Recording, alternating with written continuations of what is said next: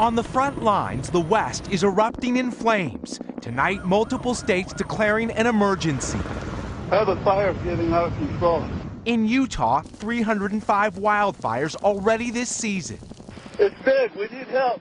The Brian Head fire torching land the size of Washington, D.C.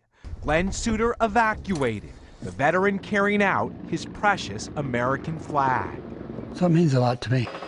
With more than 20 major fires burning, it's not just homes on the line, but lives. With these winds, we never know what's going to happen. Near Prescott, Arizona, they are fighting flames in the same area where 19 firefighters were killed 4 years ago. Less people are complaining if their homes are lost because they recognize it's not worth losing anybody's life. Burning night and day, the firefight is expensive.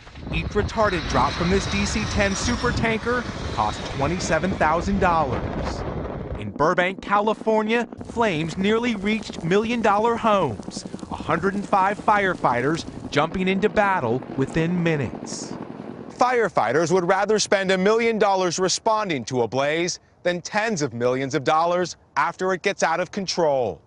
This just a taste of what's to come. Tonight, it's heating up across the West. Miguel Almaguer, NBC News, Burbank. Hey, NBC News fans, thanks for checking out our YouTube channel. Subscribe by clicking on that button down here and click on any of the videos over here to watch the latest interviews, show highlights, and digital exclusives. Thanks for watching.